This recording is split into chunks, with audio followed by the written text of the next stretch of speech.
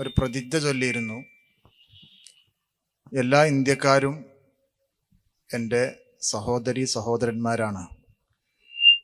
ചെറുപ്പം മുതലേ സ്കൂളുകളിൽ നിന്നൊക്കെ നമ്മൾ ചൊല്ലി പഠിച്ച് പരിചയിച്ച് വന്ന ഒരു വിഷയമാണത്. പക്ഷേ ഇതിന് ഘടകവിരുദ്ധമായി ഏതാനും ദിവസങ്ങൾക്ക് മുമ്പ് ഉസ്താദിൻ്റെ ക്ലിപ്പ് കേട്ടു. അതിൽ പറയുന്നത് പുരുഷ മേധാവിത്വത്തെ സ്ഥാപിച്ചുകൊണ്ട് സ്ത്രീ സമൂഹത്തെ രണ്ടായി വിഭജിച്ച് അന്യരും അന്യരല്ലാത്തവരും അതിലൊരു വിഭാഗത്തെ നോക്കിക്കൂടാ, കണ്ടുകൂടാ, തൊട്ടുകൂടാ, സംസാരിച്ചുകൂടാ, ഇടകലർന്നുകൂടാ, ഈ രൂപത്തിൽ സ്ത്രീ സമൂഹത്തെ അരികുവൽക്കരിക്കുന്ന ഒരു ക്ലിപ്പാണ് സോഷ്യൽ മീഡിയയിൽ ഓടിക്കൊണ്ടിരിക്കുന്നത്. യഥാർത്ഥത്തിൽ അന്യര് എന്ന് മുദ്ര കുത്തി കണ്ടുകൂടാ, ഇടകലർന്നുകൂടാ, ഈ നിലക്ക് സ്ത്രീ സമൂഹത്തെ അരികുവൽക്കരിക്കേണ്ടതുണ്ടോ എന്നാണ് ചോദ്യം. അല്ല, എനിക്ക് മനസ്സിലാവാത്ത കുറച്ച് കാര്യങ്ങൾ നമുക്ക് വ്യക്തതയ്ക്ക് വേണ്ടിയാണ്. സ്ത്രീകളെ അരികുവൽക്കരിച്ചു, അവർ വേറെയായി കണ്ടു. അതെ, പുരുഷ മേധാവിത്വത്തെ സ്ഥാപിച്ചുകൊണ്ട്. എന്താണ് ഇപ്പോൾ ഒരു സ്ത്രീയോടാണ്ട് ഇടകലർന്നാൽ എന്തിന് ഈ സമൂഹത്തിലെ സ്ത്രീ പുരുഷന്മാർ ഇത്രമാത്രം തെറ്റിദ്ധരിക്കണം? എല്ലാവരുടെയും ഒരു ശബ്ദമായിട്ടായിരിക്കും ഒരുപക്ഷെ ചോദിക്കുന്നത്. ആണും പെണ്ണും ഇടകലരാം, അതിലെന്തിനാ നിങ്ങൾ ഇത്ര പ്രശ്നമുണ്ടാക്കുന്നത്? ഇതാണ് ചോദ്യത്തിൻ്റെ ഒരു ആകത്തുക. ആ ക്ലിപ്പിൽ പറഞ്ഞത് എന്തോ ഒരു പുരുഷ മേധാവിത്വം പറഞ്ഞു എന്ന് പറഞ്ഞാൽ എനിക്ക് മനസ്സിലായില്ല. അത് മാത്രമേ മനസ്സിലാവത്തുള്ളൂ. അതായത് സ്ത്രീകളെ കണ്ടുകൂടാ, തൊട്ടുകൂടാ എന്ന് പറയുമ്പോൾ സ്വാഭാവികമായിട്ടും സ്ത്രീ ഉണ്ടല്ലോ. സ്ത്രീകളെ കണ്ടുകൂടാന്ന് റബ്ബേ നമ്മളങ്ങനെ പറയുമോ? അതാണ് പറയില്ലല്ലോ. സ്ത്രീകളെ കണ്ടുകൂടാന്ന് ഒരു മനുഷ്യൻ പറയോ? അല്ല, അതാണ് അതിൽ ഞാൻ ചോദിച്ചത്. ആ ക്ലിപ്പിൽ ഞാൻ ചോദിച്ചത് സ്ത്രീകളെ കണ്ടുകൂടാന്ന് ഒരു മനുഷ്യൻ പറയോ? അതാണ് ഉമ്മയുടെ മുഖത്തിങ്ങനെ നോക്കിയിരിക്കണമെന്ന് പഠിപ്പിച്ച മുത്തുനബി സ്വല്ലല്ലാഹു അലൈഹി വസല്ലം. അതിന് കൂലി ഉണ്ടെന്ന് മുത്തുനബി പഠിപ്പിക്കുമ്പോൾ ഉമ്മ ഒരു സ്ത്രീയല്ലേ? ഇങ്ങനെയൊന്നും പറയരുത്. സ്ത്രീ വിരുദ്ധത എന്ന് പറയുന്നതേ ഇല്ല. ഉമ്മയുടെ മുഖത്ത് നോക്കണം, ഭാര്യയോട് ചിരിച്ച് കളിച്ച് സംസാരിക്കണം, അവരോട് സ്നേഹത്തോടെ ഇടപെടണം. മക്കളെയൊക്കെ പെൺമക്കളെയൊക്കെ വളരെ സ്നേഹത്തോടെ അവരോട് പെരുമാറണം. ഞാൻ പറഞ്ഞത് അതാണ്. സ്ത്രീ വിരുദ്ധത എന്ന് പറയുമ്പോൾ അവിടെയാണ് അതിന്റെ പ്രശ്നം വരുന്നത്. സ്ത്രീ വിരുദ്ധത പറയുന്നത് ഈ ഉമ്മാനെ പെട്ടെന്ന് വൃദ്ധസദനത്തിൽ കൊണ്ടാക്കുക, അതാണ് ഉമ്മാനെങ്ങനെ സൈഡാക്കുക, പെട്ടെന്ന് അത് നോക്കാതെക്കുക, ഉമ്മാനെ മൈൻഡ് ചെയ്യാതെക്കുക. അതിപ്പോ സ്ത്രീ വിരുദ്ധത തന്നെയല്ലേ? അതല്ലേ അതിന്റെ ഒരു പ്രശ്നം? പെങ്ങളെ ആങ്ങളെ നോക്കാതിരിക്കുമ്പോഴല്ലേ സ്ത്രീ വിരുദ്ധത പറയണത്? അല്ല, ഒരു ആടിനെ ആദ്യം ആരും പോയി അടിച്ചു കൊല്ലൂല. ആടിനെ ആദ്യം പട്ടിയാക്കും, പിന്നെ പട്ടിയെ പേപ്പട്ടിയാക്കും, എന്നിട്ട് ഒരൊറ്റടിയാ. ഇതേപോലെ സ്ത്രീ സമൂഹത്തെ താഴ്ത്താൻ വേണ്ടി, പാർശ്വവൽക്കരിക്കാൻ വേണ്ടി ഉസ്താദ് ആ ക്ലിപ്പിൽ ആദ്യം ചെയ്തത് രണ്ടായി ഡിവൈഡ് ചെയ്ത്, അന്യരും അല്ലാത്തവരും. എന്നിട്ട് അന്യരോട് മിണ്ടരുത്, തുടരുത്. പേപ്പട്ടിയാക്കിയ സ്ഥിതിക്ക് നിങ്ങൾ പേപ്പട്ടിയാക്കിയപ്പോൾ പറയാണ്, വൃദ്ധസദനം മൊത്തത്തിലൊന്ന് ചെക്ക് ചെയ്ത് കഴിഞ്ഞാൽ അതിൽ കൂടുതൽ ആൾക്കാർ അഡ്രസ്സൊന്നും എടുത്തു കഴിഞ്ഞാൽ മൊത്തത്തിൽ അതിൻ്റെ ഒരു നമ്മളിപ്പോൾ ചർച്ച ഇവിടെ നിർത്തി വെക്കുക. പക്ഷെ അത് എല്ലാവരോടും ഒന്ന് പറയുകയാണ് ഞാൻ. മൊത്തം വൃദ്ധസദനങ്ങൾ മൊത്തത്തിൽ ലോകത്തുള്ള മൊത്തം ചെക്ക് ചെയ്തിട്ട് ആടിനെ പട്ടിയാക്കിയത് ആരാന്നുള്ളത് മനസ്സിലാക്കാൻ വേണ്ടി, എന്നിട്ട് ഒറ്റ തട്ടാണ് തട്ടുമല്ലോ വൃദ്ധസദനത്തേക്ക്. അപ്പോൾ ഇങ്ങനെ ഈ വൃദ്ധസദനങ്ങൾ ചെക്ക് ചെയ്യുക, അന്വേഷിക്കുക. അതിപ്പോൾ നിങ്ങളും നമ്മൾ മാത്രമല്ല, ശബ്ദം കേൾക്കുന്ന മീഡിയയിൽ ഇതൊക്കെ കമൻ്റ് അടിക്കാൻ കുറച്ച് ആൾക്കാർ വരുമല്ലോ. സാധനം എന്താ എത്ര പ്രശ്നം എന്നൊക്കെ ചോദിക്കുന്ന ആൾക്കാരില്ലേ? സ്ത്രീയോട് ഭയങ്കര താല്പര്യം. അവർ മൊത്തം ലോകത്തുള്ള ഇങ്ങനെ സ്ത്രീകളെ കൊണ്ട് തള്ളിയ ഉമ്മയെ, സ്ത്രീകളിൽ ഉമ്മ എന്ന് പറയുന്ന സ്ത്രീയുടെ ഒരു സ്ഥാനം നോക്കൂ നിങ്ങൾ. ഉമ്മയെ കൊണ്ട് തള്ളിയ മൊത്തം അഡ്രസ്സ് പരതിയിട്ട് അതൊരു പ്രത്യേക വിഭാഗത്തെ ടാർഗറ്റ് ചെയ്തതുകൊണ്ടാണ് ഈ അഡ്രസ്സ് പരതേണ്ടി വരുന്നത് കേട്ടോ. അല്ലെങ്കിൽ അതിൻ്റെ ആവശ്യമില്ല. ഒരു പ്രത്യേക ടീമിനെ ടാർഗറ്റ് ചെയ്തുകൊണ്ട് നിങ്ങൾ പ്രതിക്കൂട്ടിൽ നിർത്തുമ്പോഴാണ് ഒരു പഠനം നടത്തിയാൽ എണ്ണത്തിൽ കുറവ്, ഈ വിശ്വാസം പറയുന്ന, ഈ മതാചാരങ്ങൾ മുറുക്കിപ്പിടിക്കുന്ന ഈ സംഘത്തിൻ്റെ പേര് കുറവായിരിക്കും. മറിച്ചുള്ള സംഘമായിരിക്കും അവിടെയൊക്കെ കൂടുതൽ മെമ്പർമാരായിട്ടുണ്ടാവുക എന്നത് ജസ്റ്റൊരു ഞാനിവിടെ പറഞ്ഞു. ഇനി നിങ്ങൾക്ക് മീഡിയയിലൊക്കെ അത് പരതി നോക്കാവുന്നതും വീണ്ടും കമൻറ്റുകൾക്കനുസരിച്ച് നമുക്ക് പ്രതികരിക്കാവുന്നതുമാണ്. ആടിനെ പട്ടിയാക്കിയപ്പോൾ അതാണ്ട് അവസാനിച്ചോട്ടെ വെച്ചിട്ട് പറഞ്ഞാണ്. ഈ പട്ടിയാക്കൽ എവിടെ കൂടുതൽ നടക്കണത് എന്നുള്ളത് ചോദിച്ചാൽ അപ്പം പിന്നെ ആ സിസ്റ്റം, ഇതിനെങ്ങനെ ഒന്ന് ഒതുക്കണമെന്ന് ചിന്തിക്കുന്ന സിസ്റ്റം ശരിക്കും ഉള്ളത് എവിടെയെന്നറിയോ? സ്ത്രീനെ പുരുഷൻ്റെ പോലെ ആക്കണം, സമ്മാക്കണം. എന്നിട്ടോ എന്ത് ചോദിച്ചാലും ഞാനും സമം ഇച്ചും സമം എന്നവളോട് പറഞ്ഞിട്ട് തൽക്കാലം അവൾക്ക് നമ്മൾ ചെയ്തു കൊടുക്കണമെന്ന് മതങ്ങൾ പറഞ്ഞ സംസ്കാരമുണ്ടല്ലോ, അതൊക്കെ ഒന്ന് ഇല്ലാതാക്കിയിട്ട് ഫ്രീ ആയിട്ട് നടക്കണം. ആ രൂപത്തിൽ ആടിനെ പട്ടിയാക്കലാണ് മറുവശത്ത് നടക്കുന്നത്. ഞാൻ പറഞ്ഞത് അന്യ പെണ്ണ് എന്ന് പറഞ്ഞ ഒരു സങ്കല്പത്തെയാണല്ലോ ഞാൻ ആ ക്ലിപ്പിൽ അവതരിപ്പിച്ചത്. തീർച്ചയായിട്ടും ഈ അന്യ പെണ്ണ് എന്നുള്ള ഒരു കൺസെപ്റ്റ് വേണമെന്നാണ്. എല്ലാ ഇന്ത്യക്കാരും എൻ്റെ സഹോദരന്മാരാണ് എന്ന് പറഞ്ഞ സ്ഥിതിക്ക് എന്തിനാണ് ഈ അന്യ എന്ന ഒരു വേർഡിൻ്റെ ഒരു... അതാണ് ഞാൻ പറഞ്ഞത്. ഇവിടെ മീഡിയകളിലൊക്കെ ചർച്ച നടക്കുന്നത് ഇസ്ലാം പറഞ്ഞതും അന്യ സ്ത്രീ പുരുഷന്മാർ തമ്മിൽ ഇടകലരുത് എന്നതിനെതിരെയാണ് സംസാരിച്ചിട്ടുള്ളൂ. അപ്പം പറയുന്നത് സ്ത്രീ വിരുദ്ധത എങ്ങനെയാവുക? അന്യ എന്ന് പറയുന്ന പദത്തെ ഒന്നുകിൽ പൂർണ്ണമായി നിങ്ങൾ കട്ട് ചെയ്യണം, അന്യ വേണ്ട തന്നെ എന്ന് പറഞ്ഞാൽ അങ്ങനെ പെങ്ങളും പെണ്ണും ഉമ്മയും അന്യ പെണ്ണും നമ്മുടെ പെണ്ണും എന്നുള്ളൊരു മാറ്റമൊന്നുമില്ല. എല്ലാവരും കൂടി ഒന്നായിട്ട് അങ്ങനെ ജീവിക്കട്ടെ, ഇഷ്ടം പോലെ ആവട്ടെ. ഇങ്ങനെ ഒരു സംസ്കാരത്തെയാണോ നിങ്ങൾ പറയുന്നതെങ്കിൽ നിങ്ങളെ മുമ്പിൽ അന്യ പെണ്ണ് എന്നൊരു സാധനം തന്നെ ഇല്ലല്ലോ. അന്യ പെണ്ണെന്ന് പറയണത് തന്നെ തെറ്റായി പോകും. ഞാൻ ചോദിക്കുന്നത്, ഇവിടെ മുസ്ലിം വിഭാഗം എന്ന് പറയുന്നത് മാറ്റി വെക്കുക. അന്യ പെണ്ണ് എന്ന് പറയുന്നത് ആ സങ്കല്പം തന്നെ വേണ്ട എന്ന് പറയുന്ന ഒരാൾക്കാർ ഇതിൽ ഇടപെടേണ്ട യാതൊരു കാര്യമില്ല. കാരണം പുറത്തെ പെണ്ണ് അന്യ പെണ്ണാണോ? അങ്ങനെ പറയാൻ പാടില്ല. അപ്പൊ പിന്നെ നിന്നോട് ഉസ്താദ് അവർകളൊന്നും പറഞ്ഞിട്ടില്ല, അന്യ പെണ്ണിന്റെ കൂടെ കൂടണ്ടെന്നല്ലേ പറഞ്ഞിട്ടുള്ളൂ. അന്യ പെണ്ണെന്നെ ഇല്ല എന്ന് വാദിക്കുന്ന ആളുകൾക്ക് ഇതിലെന്തിനു വിഷമിക്കണം എന്നാണ് ഞാൻ ചോദിക്കുന്നത്. അല്ല, ഇല്ലാത്തൊരു അന്യത ഉണ്ടാക്കി എന്നുള്ളത് ഒരു പ്രശ്നം, അതിൻ്റെ പിന്നിൽ ഒരു തീരുമാനം പറഞ്ഞു എന്നുള്ള രണ്ടാമത്തെ ഒരു പ്രശ്നം. അന്യ പെണ്ണ് എന്ന് പറയുന്ന ഒരു സംഗതി ഇല്ലല്ലോ, പിന്നെ എന്തിന് അത് ഉണ്ടാക്കി അവളോട് ഇങ്ങനെ പെരുമാറണം എന്ന് പറഞ്ഞു? അന്യ പെണ്ണെന്നൊരു സംഗതി ഇല്ല സമൂഹത്തിൽ. അതാണ് ഞാൻ പറഞ്ഞത്. അപ്പൊ ഭാര്യയും നമ്മൾ കല്യാണം കഴിക്കാത്ത, നിക്കാഹ് ചെയ്യാത്ത, അതല്ലെങ്കിൽ രജിസ്റ്റർ വിവാഹം നടത്താത്ത മറ്റു പെണ്ണും രണ്ടും പെണ്ണാണ്, രണ്ടും സഹോദരന്മാരാണ്. തീർച്ചയായിട്ടും രണ്ടാളും കഥ പറയാ, വിറ്റടിക്കുക, സംസാരിക്കുക, ഇഷ്ടപ്പെട്ടവരുടെ കൂടെ പോകാ, ഇഷ്ടപ്പെട്ടവരുടെ കഥ പറയാ. അല്ല, ഇഷ്ടപ്പെട്ടോടെ പോകാന്നല്ല, വരാം. അല്ല, ഒരു ലിമിറ്റ്. സ്ത്രീ വിരുദ്ധതല്ലേ? അല്ല, അവിരുദ്ധതല്ല, അത് സ്ത്രീയുടെ സുരക്ഷിതത്വത്തിന്റെ ആവശ്യമാണ്. അങ്ങനെ പറയൂ. നമ്മൾ ഏതായാലും അവരെ സമാക്കല്ലേ, സമത്വം, സ്ത്രീ പുരുഷ സമത്വം. പിന്നെ ഇവനൊരു ഭാര്യയെ കല്യാണം കഴിച്ചു എന്നുള്ളതുകൊണ്ട് വേറെ പെണ്ണോട് സംസാരിക്കാൻ പാടില്ല എന്ന് ഉസ്താദ്മാര് പറയണേ. അതാണ് അടുത്ത പ്രശ്നം. അല്ല, ആവശ്യങ്ങൾക്ക് സംസാരിക്കാം, പരിധി വിടാഞ്ഞാ മതി. പരിധിയില്ലല്ലോ. ആവശ്യം അവളെ കൂടെ സംസാരിച്ചപ്പോൾ അവനക്ക് ആവശ്യം അവളോട് സംസാരിക്കണം എന്ന്, പിന്നെ അവളായിട്ട് കൂടണം, അവളായിട്ടൊന്ന് യാത്ര ചെയ്യണം, ഒരു ടൂർ പോകണം എന്ന് അവന്റെ ആവശ്യമാണത്. അല്ല, അതല്ല, എന്റെ സ്നേഹിതനായ ഒരു പുരുഷനെ അവളുടെയും കൂടി ആവശ്യമാണെങ്കിലോ? അല്ല, ആവശ്യം എന്താ നോക്കണം, അതിൽ അപകടം. ഒരു സ്ത്രീയെ ഒരിക്കലും ഒരു സൈഡിലേക്ക് മാറ്റി നിർത്തരുത്. ഈ ശൈലി നിങ്ങളിൽ നിന്ന് തീരണ്ടാവും, ഒരിക്കലും ഉണ്ടാവില്ല.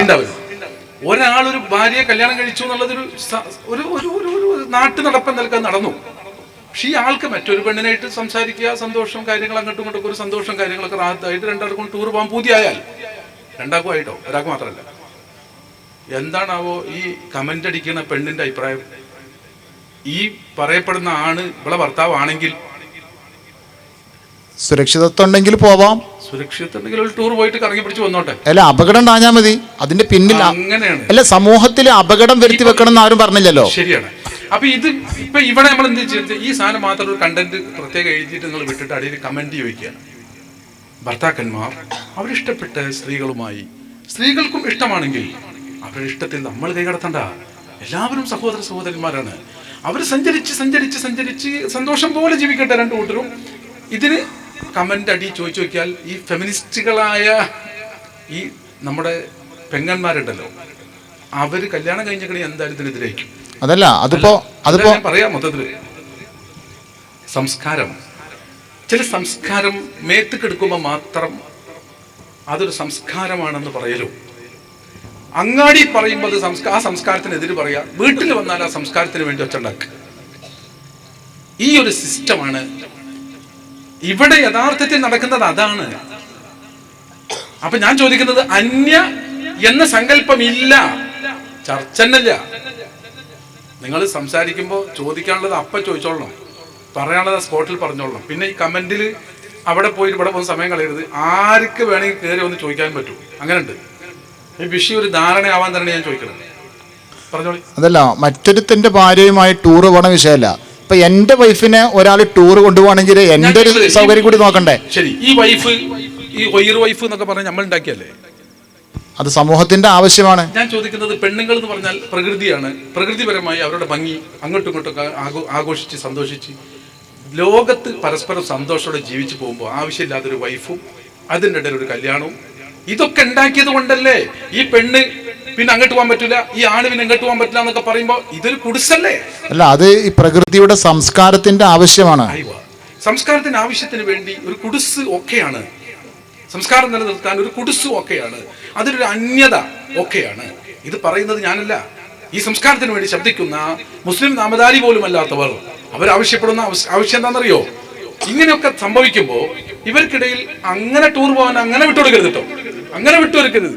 അങ്ങനെ ഒരു പെണ്ണിന് വേറൊരു ആളുടെ ഭർത്താവിൻ്റെ കൂടെ പോകാൻ പറ്റുമെന്ന് ചോദിച്ചാൽ അതിനിടയിൽ കയറി വന്ന നിങ്ങൾക്കറിയോ, ഈ ഭർത്താവിൻ്റെ കൂടെ പോകാൻ പറ്റൂല എന്ന് ഇപ്പം പറയണ്ടല്ലോ.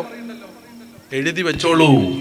ഏതെങ്കിലും ഒരു പെണ്ണിന് അവളുടെ ഭർത്താവ് വഴിവിട്ടു പോകരുതെന്ന് ചിന്തയുണ്ടെങ്കിൽ, ഏതൊരു ഭർത്താവിനും പെണ്ണിനെ കുറിച്ച് ബോധമുണ്ടെങ്കിൽ, ഇപ്പോ ഈ ലെവലിൽ ഇങ്ങനെ വിട്ടുകൊടുത്താൽ പിന്നെ വലിയ പ്രശ്നമൊന്നും പിന്നെ ഉണ്ടാവില്ല. സംസ്കാരത്തിന്റെ സ്വഭാവം അങ്ങനെയാണ്. അതിങ്ങനെ മാറിക്കൊണ്ടേയിരിക്കും. പണ്ടത്തെ പ്രശ്നം പിന്നെ ഉണ്ടാവില്ല.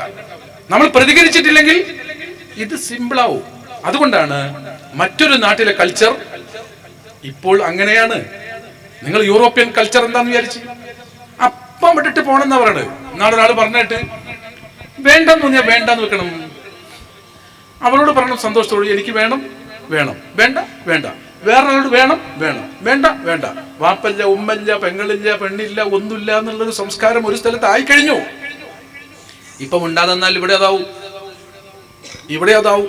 ഇപ്പോഴുള്ള മുസ്ലിം എന്ന് മാത്രമല്ല പറയണത്, കുടുംബ വ്യവസ്ഥ നിലനിൽക്കണമെന്ന് ആഗ്രഹിക്കുന്ന ആരും അത് ഇഷ്ടപ്പെടുന്നില്ല. ആരും അത് ഇഷ്ടപ്പെടുന്നില്ല. ഇഷ്ടപ്പെടാത്തവരുടെ ഇപ്പം ഇഷ്ടപ്പെടാത്ത ഈ സംസ്കാരം ഇതാ നമ്മുടെ നാട്ടിൽ വരാനിരിക്കുന്നു. ഒറ്റ ചോദ്യം ഞാൻ ചോദിക്കുകയാണ്, മിണ്ടാതിരിക്കുക. സംസ്കാരം അതിന്റെ വഴിക്ക് പോട്ടെ. ആളുകളൊക്കെ യൂറോപ്പിലേക്ക് കടക്കട്ടെ, അമേരിക്കയിൽ പോകട്ടെ, എല്ലാ കൾച്ചറും ഒന്ന് കണ്ടുപഠിക്കട്ടെ. ഒന്ന് ഫ്രീഡത്തിന് വേണ്ടി കേരളത്തിലേക്ക് ആ കൾച്ചർ കൊണ്ടുവരട്ടെ. അങ്ങനെ ടൂറിസത്തിന്റെ വഴിയായും അല്ലാത്ത വഴിയായും കേരളത്തിലേക്ക് കൾച്ചറുകൾ വരട്ടെ. ആ കൾച്ചർ ഈ കേരളത്തിലും അതുപോലെ സ്വതന്ത്രമായി നടക്കട്ടെ. അങ്ങനെ നടന്നാൽ നാളെയുടെ ഭാവിയിൽ ഇന്ന് മുസ്ലിം എന്നല്ല അമുസ്ലിം എല്ലാ മനുഷ്യനും കേരളത്തിന്റെ സംസ്കാരത്തിൽ പറയുന്ന ഒരു ഭാഷയാണ് ചോദ്യകർത്താവ് പറഞ്ഞത്. അതെ, അതിനൊരു ലെവലൊക്കെ വേണം, ഒരു തർത്തീപൊക്കെ വേണം. അങ്ങനൊന്നും അത് വിട്ടുകൊടുക്കാൻ പറ്റില്ല ഭർത്താവിനെ എന്ന് പറഞ്ഞ ആ ഒരു ഭാഷയുണ്ടല്ലോ, ആ ഭാഷ നാളെ ഇവിടെ നിലനിൽക്കില്ല. ഈ വാക്കിനെതിരെ പറയാൻ ധൈര്യമുള്ളവരുണ്ടെങ്കിൽ മീഡിയയിൽ വന്ന് പറയണം. ഇത് പറയുമ്പോഴാണ് പാവപ്പെട്ട ഒരുപാട് കമന്റ് എഴുതുന്ന സ്ത്രീകളുണ്ട്. അവർക്കറിയോ ഈ സംസ്കാരം നാളെ ഇവൾക്കെതിരാവുന്നു. ഈ സംസ്കാരം നാളെ ഇവൾക്കെതിരാണ്. ഇവൾക്കെതിരാണ് ഈ സംസ്കാരം എന്ന് ഈ എഴുതുന്ന പെണ്ണിനറിയുമോ? ഈ സംസാരിക്കുന്ന ഭർത്താവിനറിയുമോ? ഇവനെതിരെയാണ് ഇവനിപ്പോൾ പറയുന്ന സംസ്കാരം എത്താൻ പോകുന്നത് ഇന്നല്ല നാളെ. അത് ഇപ്പോൾ തന്നെ ഒന്ന് മുൻകൂട്ടി പറയുക എന്നുള്ളതാണ് പണ്ഡിത ധർമ്മം. നാളെ വരാനിരിക്കുന്ന അപകടം ഇന്നൊന്ന് നേരത്തെ കൂട്ടി പറയും. ഇതാണ് പണ്ഡിതന്മാർ ചെയ്തത്. അല്ലെങ്കിൽ പ്രതികരിക്കും. അല്ല, യൂറോപ്യൻ കൾച്ചർ അത് സംസ്കാര ശൂന്യമാണെന്നാണ് നമ്മുടെ രാജ്യത്തിന്റെ പൊതുബോധം. അതിങ്ങോട്ട് കൊണ്ടുവരാൻ നമ്മൾ അനുവദിക്കൂല. അതല്ല വിഷയം. അല്ല, മോശമല്ല, അങ്ങനെയൊക്കെ പറയാൻ വേണ്ട. അപ്പൊ തന്നെ ഈ യൂറോപ്പിനെ ഒരു പ്രത്യേക ഭാഗത്തേക്ക് തള്ളി. ഇല്ല, സംസ്കാര ശൂന്യമാണെങ്കിൽ നമ്മൾ തള്ളും. ഒരു മനുഷ്യന്മാരല്ലേ, അങ്ങനെയൊക്കെ പറയാൻ പറ്റുമോ? ഇന്നത്തെ ഈ പുരോഗമന ലോകത്ത് യൂറോപ്യൻ കൾച്ചർ സംസ്കാര ശൂന്യമാണെന്നൊക്കെ പറയാനുള്ള ധൈര്യം കേരളത്തിലെ സംസ്കാരം ഇപ്പോ ആ ധൈര്യമുള്ള ഒരു സംസ്കാരത്തിലുള്ള ഒരു സ്റ്റെപ്പിലുള്ള ഇപ്പോ. എന്നാ യൂറോപ്പിലെ ഇന്നത്തെ കേരളത്തിന്റെ ഈ ധൈര്യത്തിലായിരുന്നു കുറച്ചു മുമ്പ്. അതല്ല, ഇപ്പൊ കേരളം എത്തിയിരിക്കുന്ന ഒരു പവർ ഉണ്ടല്ലോ, ഈ പവറിലായിരുന്നു പണ്ട് യൂറോപ്പ്. ഇന്ന് യൂറോപ്പ് നമുക്ക് പോലും ഇഷ്ടമില്ലാത്തിടത്തേക്ക് എത്തി. യൂറോപ്പ് എല്ലാം അത് ഉൾക്കൊള്ളുകയും ചെയ്തു. എങ്കിൽ ഇനി അടുത്ത കേരളം ഇന്നത്തെ യൂറോപ്പാണ്. പക്ഷേ ഇന്നത്തെ കേരളീയ മണ്ണിൽ ജീവിക്കുന്ന ഈ സംസ്കാരം നിലനിൽക്കുന്നറിയുന്ന എല്ലാ മനുഷ്യ വിഭാഗത്തിനും അതിഷ്ടമില്ല. ഇഷ്ടമില്ലെങ്കിൽ അതിനുവേണ്ടി പൊരുതൂ. അതിവിടെ നാളെ വരാനിരിക്കുന്നു എന്ന് ചിന്തിച്ച് തിരിച്ചറിയൂ. അതുകൊണ്ട് ഒരു സംസ്കാരം ഇവിടെ നിലനിൽക്കണമെന്ന് കരുതുന്നവർ ഈ ലോകത്ത് തന്നെ സുരക്ഷിതത്വം സ്ത്രീക്ക് വേണമെന്ന് ആഗ്രഹിക്കുന്നവരാണ്. അതൊന്നും പയ്യെ മനസ്സിലാക്കൂ. പെട്ടെന്ന് പ്രതികരിക്കില്ലല്ലോ വേണ്ടത്.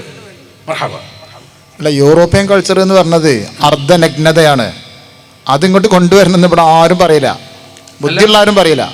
അങ്ങനെയാണ്. ഈ ഡ്രസ്സിന്റെ കാര്യത്തിലുള്ള നഗ്നതയുടെ കാര്യമാണ് ഞാൻ ചോദിക്കുന്നത്. അങ്ങനെയാണെങ്കിൽ ഇപ്പൊ നമുക്കൊരു പണി ചെയ്യാം.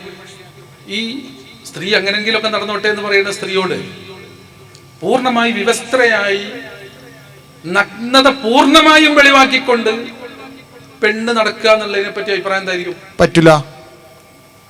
അതിപ്പോ ഒരു ഇടങ്ങറാക്കലല്ലേ ഓളെ? അല്ല, അത് ഓളെ രക്ഷിക്കലാണ്. രക്ഷിക്കൽ എങ്ങനായി? കാരണം അപകടം ഉണ്ടാവും. എങ്ങനെയാണാവോ അപകടം ഉണ്ടാവുക? ഒരു പെണ്ണ് അവളുടെ സ്വാതന്ത്ര്യത്തിന് പോകുമ്പോ അവളെ നേരെ ചെല്ലുന്ന ആളെ പിടിച്ച് ജയിലിട്ടാ പോരെ? അല്ലാതെ അവളോട് നീ ഡ്രസ് അണിയാൻ പറയാണോ വേണ്ടത്? ഇതാണോ സംസ്കാരം? ഒരു പെണ്ണ് ഒന്നും ഇടാതെ പോകാൻ പോകുന്നുണ്ടെങ്കിൽ അവള് ആ റോട്ടിൽ കൂടെ പോകും. അപ്പൊ വേറെ ആണുങ്ങൾക്ക് അങ്ങനെ താല്പര്യം വന്ന് പ്രശ്നം ഉണ്ടായാലോ ആ ആണിനെ പിടിച്ച് ജയിലിടണം, അല്ലെങ്കിൽ അവർക്ക് എതിരെ നമുക്ക് കേസ് കൊടുക്കണം. അല്ലാതെ ഇവരോട് ഡ്രസ് ഇടാൻ പറയല്ലോ വേണ്ടത്. ഇതല്ല ഇന്നത്തെ നിങ്ങളുടെ ഉസൂൽ. അല്ല, അവിടെ വേറെ വിഷയം കൂടി ഉണ്ട്. പൊതുബോധത്തിനെതിരാണത്. പൊതുബോധം എന്നിട്ടൊരു സാധനം തന്നെ തൽക്കാലം ഇവിടെ ഇല്ലാന്നാണ് എന്റെ അഭിപ്രായം. നിങ്ങൾ ശ്രദ്ധിക്കും. ഈ പൊതുബോധം ഇന്നലത്തെ പൊതുബോധം ഇന്നത്തെ പൊതുബോധമല്ല. ഇന്നലത്തെ പൊതുബോധം ഇന്നത്തെ പൊതുബോധമല്ല. ഞാൻ പറഞ്ഞല്ലോ, യൂറോപ്പിലേക്ക് പോയിട്ട് കൾച്ചർ മാറേണ്ട കാര്യമില്ല. യൂറോപ്പിൽ നിന്ന് നമ്മുടെ മൊബൈലിലൊക്കെ ഉള്ളത് കൊണ്ട് കൾച്ചർ നമ്മൾ അറിയാതെ മാറിക്കൊണ്ടിരിക്കുന്നുണ്ട്.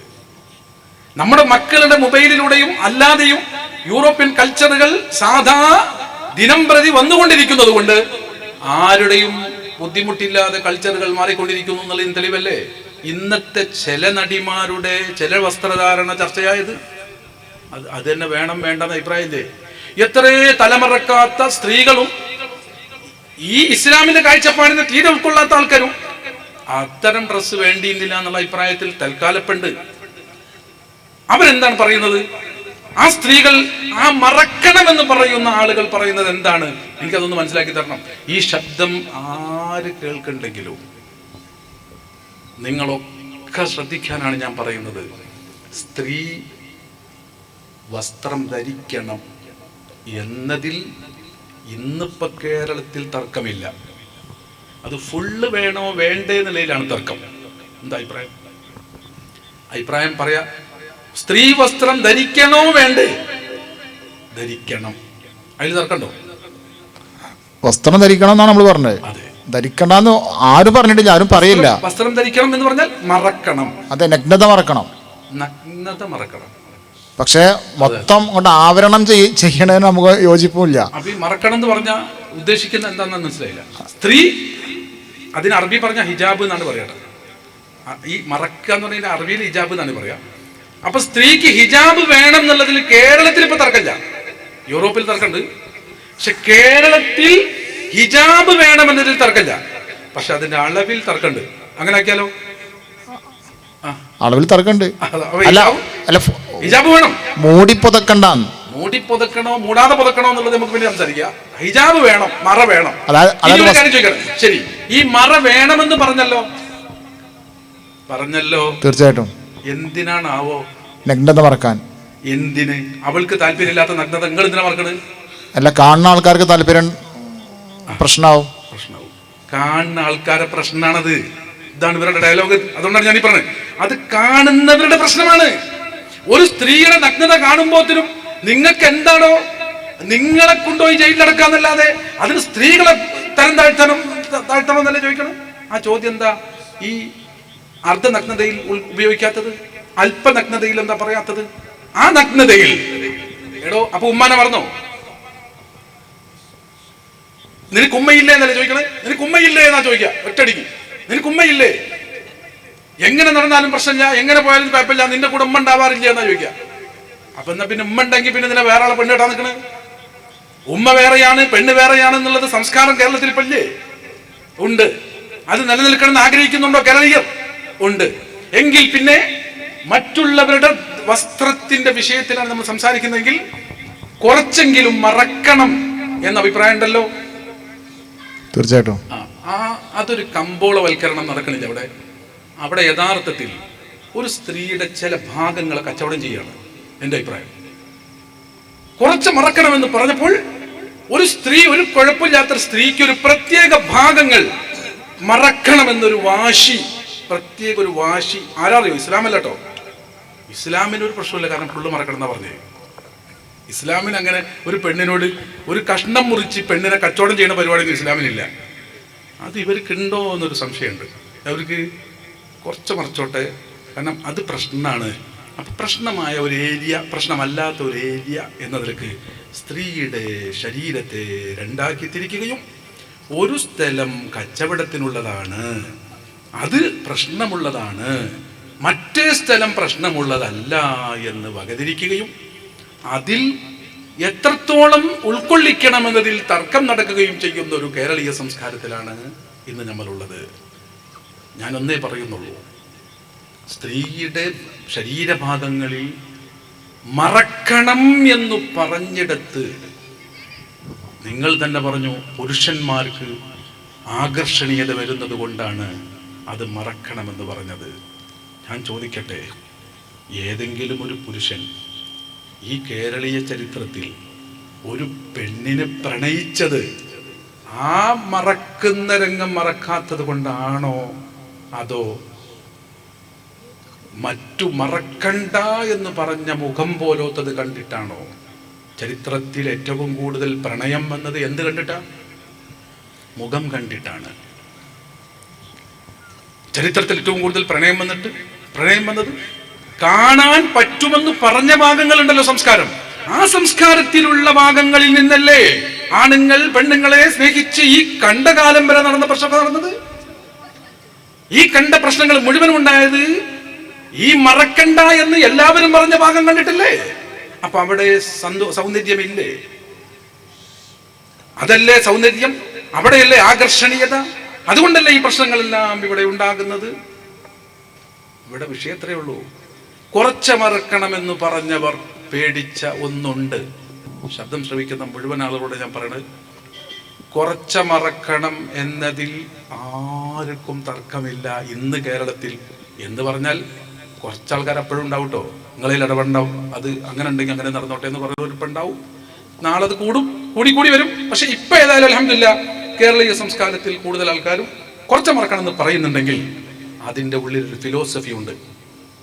ആ കുറച്ച് മറക്കൽ, അതിൻ്റെ പിന്നിലൊരു ഫിലോസഫി ഉണ്ട്. മുഴുവൻ അഴിച്ചിടാൻ ആരും സമ്മതിക്കുന്നില്ല. അതിൻ്റെ പിന്നിലുള്ള ഫിലോസഫി എന്താണോ, അന്യ പുരുഷന് ഉണ്ടാകുന്ന ആകർഷണീയത അപകടത്തിലേക്ക് കൊണ്ടുപോകുമെന്നതാണെങ്കിൽ ആ പെണ്ണിന്റെ മുഴുവൻ ശരീരത്തിനും സൗന്ദര്യമുണ്ടെന്നും അവളുടെ മുടി പോലും ഒരു പുരുഷന് ആകർഷണീയത ഉള്ളതാണെന്നും ഒരു പെണ്ണിനെ പൂർണ്ണാർത്ഥത്തിൽ സുന്ദരിയാണവൾ, അവൾക്ക് സൗന്ദര്യമുണ്ട്, അവളുടെ ഏത് ശരീരഭാഗവും ആകർഷണീയത ഉള്ളതും വിലപിടിപ്പുള്ളതും വലിയ ആരും ആഗ്രഹിക്കുന്നതുമാണ്. പെണ്ണിന് ഇഷ്ടം അതായിരിക്കും കേട്ടോ. ഇപ്പൊ ഞാൻ ഈ പറഞ്ഞതായിരിക്കും ഒരു പെണ്ണിന് പോലും ഇഷ്ടം. അത് അങ്ങനെ തന്നെ ആവണം. എൻ്റെ മുടി അടിപൊളിയാണ്, ആർക്കും കണ്ട ഇഷ്ടപ്പെടണം. എൻ്റെ മുഖം അടിപൊളിയാണ്, ആരും കണ്ട ഇഷ്ടപ്പെടണം. അതാണ് ഒരു പെണ്ണിനും ഇഷ്ടം. ഈ സത്യം ഒരു വിഭാഗം തിരിച്ചറിഞ്ഞു. എന്നിട്ടോ ഈ അപകട സാധ്യത ശരീരത്തിൽ എങ്ങനെ ഉണ്ടാകുമെന്ന് പൂർണ്ണമായി ഉൾക്കൊള്ളുകയും കുറച്ച് വേണമെന്ന് പറഞ്ഞോടുത്ത് നിങ്ങളുടെ ഫിലോസഫി മുഴുവനും ഉണ്ടാവട്ടെ എന്ന് ഇവർ തീരുമാനിക്കുകയും ചെയ്തു. ഇവിടെ വേറെന്ത് പ്രശ്നമുള്ളത്? അപ്പോ ആ സ്ത്രീയുടെ കുറച്ചു ഭാഗം മറക്കണമെന്ന് പറഞ്ഞവർ ഒരു കാര്യം ഉറപ്പിച്ചോളണം, നാളെ ഈ അളവ് ചുരുങ്ങി വരും.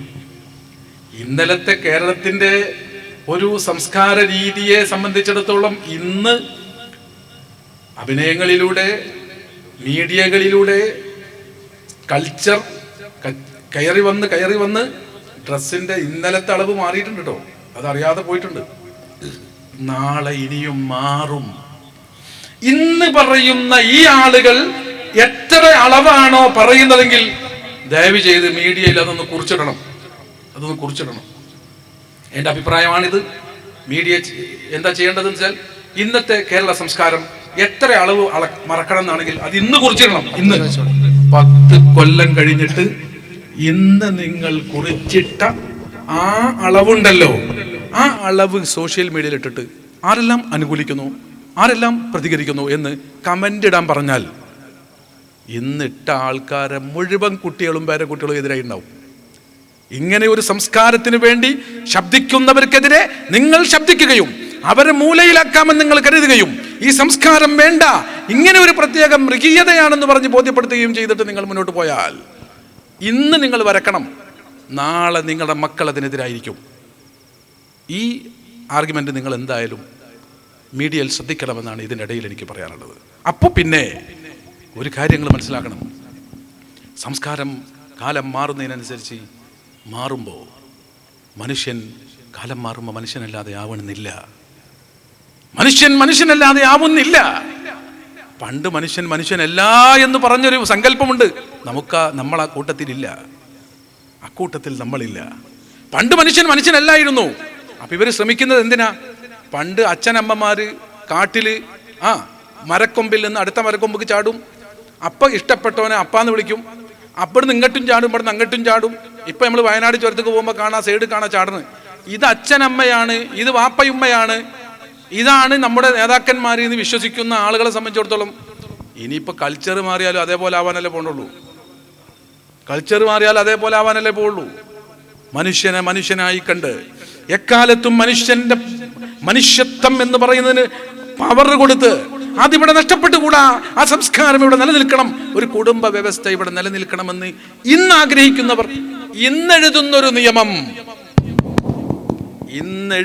ഒരു നിയമം 10 കൊല്ലശേഷം കാടത്തമെന്ന് പറയേണ്ട നിയമമാണെന്നത് ഓർക്കണം. 20 കൊല്ലം കഴിഞ്ഞാൽ വലിച്ചെറിയുമെന്നത് മറക്കരുത്. ഇത് കേൾക്കൂ, എന്നിട്ട് നിങ്ങൾ നിഷേധിക്കൂ. അങ്ങനെ അതാണ് ഇവിടെ സംഭവിച്ചിട്ടുള്ളത്. മനുഷ്യൻ അന്നും ഇന്നും മനുഷ്യനാണ്. ആണ് പെണ്ണ് പെണ്ണാണ്. ആണിന് ആണിന്റെ സ്വഭാവമുണ്ട്, പെണ്ണിന് പെണ്ണിന്റെ സ്വഭാവമുണ്ട്. ആണിന്റെ വികാരം, പെണ്ണിന്റെ വിചാരം, ഇതിനെല്ലാം പ്രത്യേക തരങ്ങളുണ്ട്. ഇത് ശാസ്ത്രീയമായി തെളിയിക്കപ്പെട്ടിട്ടുണ്ട്. ആണിന് തോന്നുന്നതല്ല പെണ്ണിന് തോന്നുന്നത്, ആണിന് തോന്നുന്ന ആ തോതിലല്ല, അളവിലല്ല പെണ്ണിന് തോന്നുന്നത്, ആ സിസ്റ്റത്തിലല്ല പെണ്ണിന്റെ സിസ്റ്റമുള്ളത്. ഇതൊക്കെ ശാസ്ത്രീയമായി തെളിയിക്കപ്പെട്ടിരിക്കെ ഈ നിയമങ്ങൾ പറഞ്ഞ പണ്ഡിതന്മാർക്കെതിരിൽ ആര് തിരിഞ്ഞാലും ഞാൻ ഇന്ന് പറയുന്നു, ഇന്ന് നിങ്ങൾ ഒരു സംസ്കാരം പറയുന്നുണ്ട്. നേതാക്കന്മാർക്കുള്ളിൽ ആ സംസ്കാരമില്ല. ശ്രദ്ധിക്കണേ, നേതാക്കന്മാരുണ്ടല്ലോ ഈ സംസ്കാരത്തിന് വേണ്ടി ശബ്ദിക്കുന്നവർക്ക് ഉള്ളിൽ എന്തില്ല. ഉള്ളിൽ ചില ആൾക്കാർക്ക് നേരത്തെ പറഞ്ഞ മാതിരി ഒന്നുകൂടാതെ പോകണമെന്നാണ് താല്പര്യം. പക്ഷെ അത് പറഞ്ഞപ്പോൾ ആൾക്കാർ എന്താ വിചാരിക്കാച്ചിട്ട് കുറച്ചെങ്കിലും ഇടണമെന്ന് ഇപ്പം പറയുകയാണോ അവര്. അത് നമ്മൾ തുറന്ന് പറയാണ്. എന്തുകൊണ്ട്? നാളെ സംഭവിക്കാനിരിക്കുന്നത് അതാണ്. ഈ കാലം സഞ്ചരിക്കുന്നത് അങ്ങോട്ടാണ്. ഇതിനെ നിഷേധിക്കാൻ ചരിത്രം പഠിച്ച കേരളീയ സംസ്കാരം, യൂറോപ്യൻ സംസ്കാരം, ലോകത്ത് പല ഭാഗത്തും മനുഷ്യനിർമ്മിത സംസ്കാരങ്ങളുണ്ടോ?